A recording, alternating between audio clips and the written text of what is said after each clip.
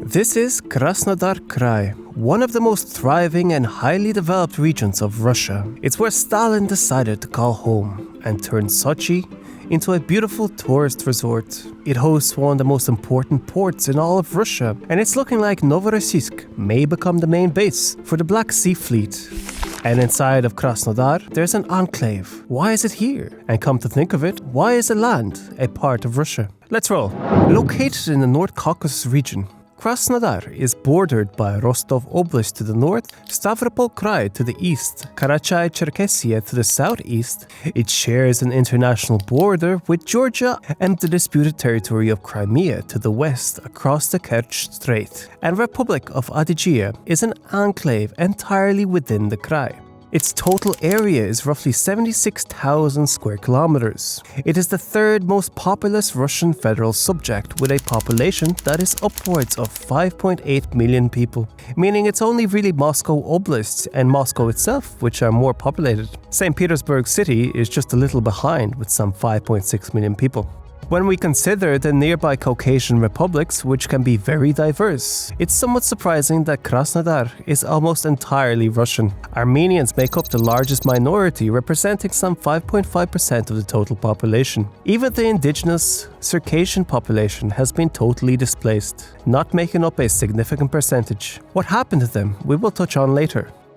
It is one of the southernmost regions in Russia. The climate is classified as subtropical, and so it's typically quite mild. Summers are warm. Average temperatures, especially in July and August, are over 30 Celsius, while the average temperatures for December, January and February don't fall far below freezing. Sochi is the warmest city in all of Russia, with an average temperature of 14.2 Celsius. As you will see, this temperate climate is what makes Krasnodar one of the most valuable and unique krais in Russia. Three major cities define it: Krasnodar itself, Sochi, and Novorossiysk. Let's check them out. This is Krasnodar city. The city originated in 1793 as a military camp. Yekaterinodar, as it was originally called, grew into a busy center of the Kuban Cossacks, gaining official town status in 1867. By 1888, about 45,000 people lived in the city, which had become a vital trade center for southern Russia. During World War II, units of the German army occupied Krasnodar. The city sustained heavy damage in the fighting, but was rebuilt and renovated after the war. Today, it is the largest city and the administrative center of Krasnodar Krai. Unlike many cities, which have been decreasing in size since the collapse of the USSR, Krasnodar has been growing. In fact, it's the fastest growing major city in Russia, from some 745,000 for the official 2010 census to about 1.1 million in 2021. People from all around Russia are choosing to move here, and in general, it seems to be considered one of the most livable cities in Russia. Krasnodar is a highly developed commercial area. Even during the crisis of 2009, Krasnodar continued to grow, and it has the lowest unemployment rate amongst the cities of the Southern Federal District, at just 0.3% of the total working age population. Tourism also comprises a large part of the economy. This positive outlook, combined with its friendly, humid subtropical climate, makes explaining the incredible pace of the growth of the city a no-brainer. Just some 170 kilometers southwest is Sochi, a city with some 466,000 inhabitants. Russian history here began only in 1829, when they attempted to wrestle control of these lands from the indigenous Circassians. Sochi was only really established as a fashionable resort area under Joseph Stalin, who had his favorite dacha built in the city. Stalin's study, complete with a wax statue of the leader, is now open to the public. Following the transfer of Crimea to Ukrainian Soviet Socialist Republic in 1954, Sochi emerged as the unofficial summer capital of the country. Following this, the biggest development in the city occurred after Russia made a successful bid for the 2014 Winter Olympics. So Russia turned a subtropical beach into a Winter Olympics wonderland. In my opinion, Sochi is not the most obvious candidate for this. It's a lovely spot if you're planning a beach holiday. Snow is kind of rare here. It's estimated that the cost of staging the Olympics in Sochi was greater than the previous 3 Winter Olympics combined, some $51 billion.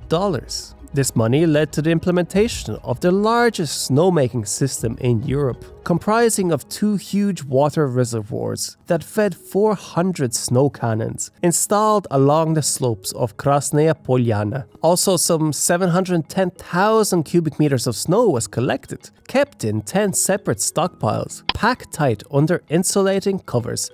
Another item which seems to cost an unfathomable amount is Putin's private, unofficial residence. His dacha has multiple gardens, private hockey rink, and multiple helipads. But it's all good, since the economy of Sochi is good. There's lots of investment, and Forbes named it one of 30 best cities in Russia for business. Trade, finance, and agriculture are all thriving industries here. The city isn't just a tourist hub. Unsurprisingly, people are also coming to live here. It is also the second longest city in the world after Mexico City, as Sochi stretches some 145 kilometers along the Black Sea coast.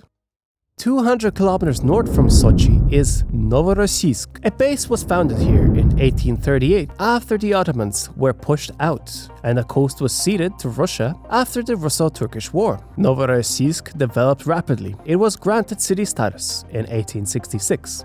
During World War II, most of the city was occupied by the Germans, but a small unit of brave Soviet sailors defended one part of the city, known as Malaya Zemlya. They held it for a total of 225 days, until the town was liberated by the Red Army on September 16, 1943. The heroic defense of the port by the sailors allowed the Soviets to retain possession of the city's bay, which prevented the Axis from using the port for supply shipments. As a result, Novorossiysk was awarded the title Hero City in 1973. In 2003, President Vladimir Putin signed a decree setting up a naval base for the Black Sea Fleet. Russia allocated about $480 million for its construction, which was completed in 2012. Since then, much more infrastructure has been added. Russia planned to move the Black Sea Fleet with 80 warships and its headquarters from Sevastopol to Novorossiysk. The Russian lease on port facilities in Sevastopol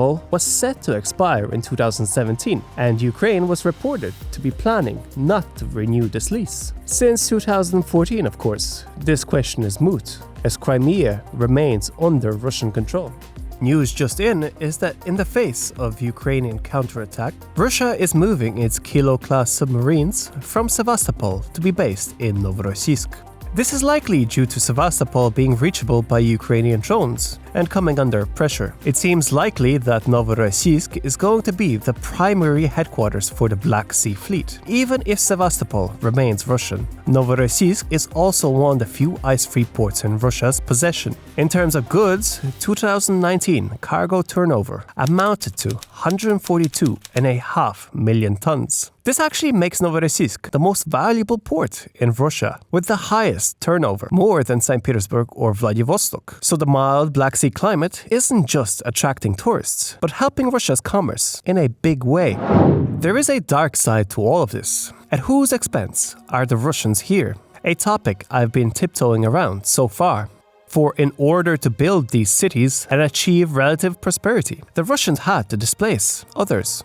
Circassia was a country in a historical region in the North Caucasus. Before the Russian conquest, it covered the entire fertile plateau and the steppe of the northwestern region of the Caucasus, with an estimated population of 1 million.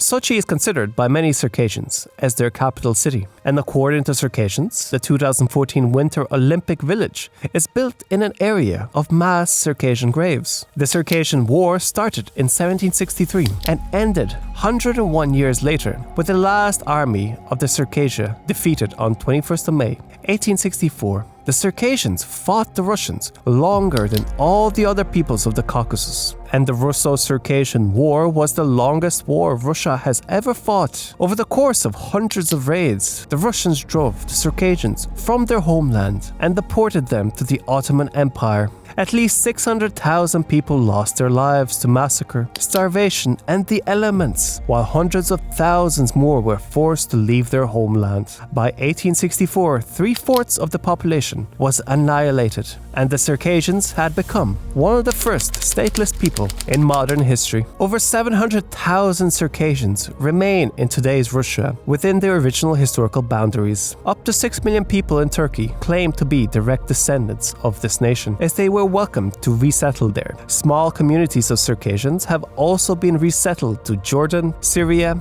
Iraq, Iran, Lebanon, Serbia, Egypt, and Israel. The modern landscape of Krasnodar could have been owned by an entirely different country and culture, which has been erased from the map and as a result forgotten. And this brings us back around to explaining this enclave inside of Krasnodar. Adygean Republic was first established in 1922 by Adygean people, one of two major branches of the Circassians. This initial revival of the statehood of these people was related to the October Revolution in Russia and the Civil War. Essentially, many autonomous republics were proclaiming independence as the Russian imperial government was breaking down. This freedom was short-lived, however, as the Bolsheviks quickly took over. It was not until October 5th, 1991 that the Adygean people achieved statehood, when the Republic of Adygea was proclaimed within the new Russian Federation. Next, you should learn about a place which is almost entirely different from Krasnodar, but still very close by.